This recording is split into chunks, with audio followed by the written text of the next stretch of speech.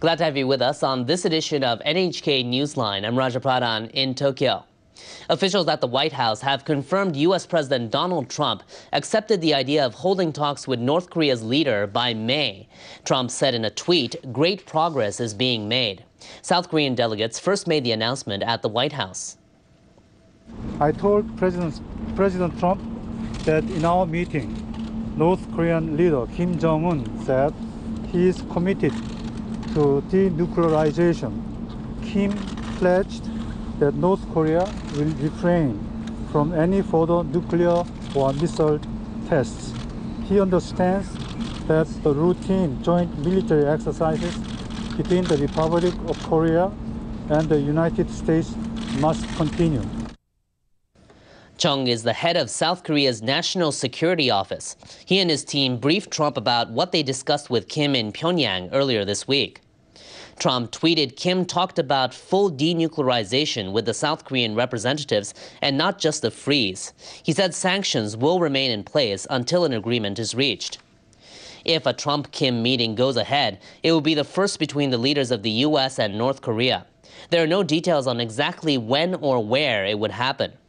Tensions over North Korea's nuclear and missile programs have eased since the North's involvement in the Winter Olympics in South Korea last month. Earlier, Seoul said Pyongyang declared it would have no reason to possess nuclear weapons if the safety of its leadership can be guaranteed and military threats against it removed. The North also reportedly said it will not conduct further nuclear or missile tests as long as communication channels are kept open. Japan's prime minister says he's planning to meet Trump in the United States next month to discuss how to deal with the North. Shinzo Abe says Pyongyang's willingness to come to the negotiating table is progress. Earlier, I spoke with President Trump on the phone. North Korea said it will start talks on the premise of denuclearization. I highly appreciate the country's change in position. It came as a result of cooperation between Japan and the U.S., as well as strong pressure that Japan, the U.S., South Korea, and the international community have put on North Korea. Abe reiterated Japan's stance that North Korea needs to commit to abandoning its nuclear weapons in a complete, verifiable, and irreversible manner. Chinese President Xi Jinping is also welcoming the proposed summit. China's state-run media reports he encouraged President Trump to hold the talks as soon as possible. The Xinhua news agency says the leaders spoke on Friday over the phone. Xi is quoted as saying he appreciates Trump's desire to resolve the North Korean issue politically. Trump reportedly thanked China's leadership for playing a vital role in resolving issues on the Korean peninsula. He said the United States hopes to continue its cooperation with China. Kim Chan-ju from our Eye on Asia team earlier spoke to James Kim. He's an expert on security issues and a research fellow at the Asan Institute for Policy Studies.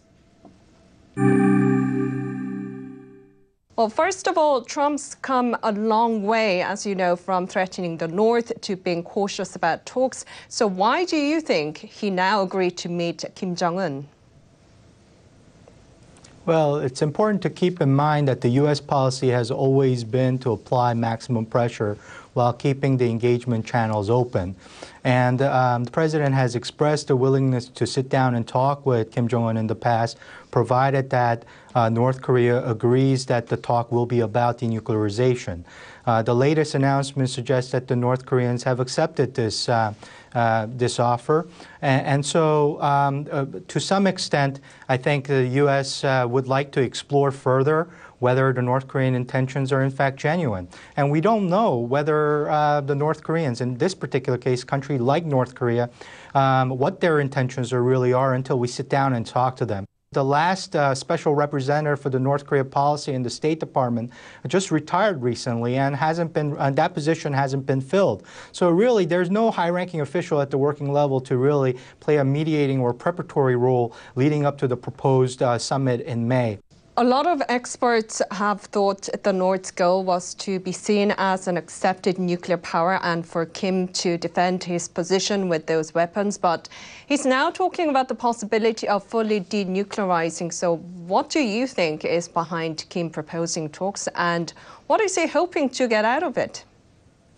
Well, on the one hand, a lot of experts and the chatter coming out of North Korea suggests that the crippling sanctions are really having an impact, that the regime is running out of cash, and it may very well be out of cash by the end of this year. Prices of certain goods like gasoline have been going up. So really, I think the regime feels somewhat of in a squeeze, that the pressure really has been affecting the regime's calculus. But on the other hand, Pyongyang also wants other things here. They would like a peace treaty with the U.S., reopening of diplomatic relations, a normalization of diplomatic relations between Washington and Pyongyang, as well as maximally a complete withdrawal of the U.S. troops, potentially, and reunification of the Korean Peninsula under Pyongyang's terms.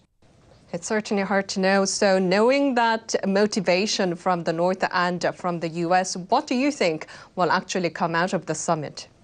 We have a history when it comes to North Korea on these kinds of talks and agreements. We've had at least two agreements in the past, in the '94 agreed framework and the 2005 joint statement. Both have failed to resolve the North Korean nuclear crisis. So I'm somewhat skeptical that a lot of this will lead to any kind of measurable impact.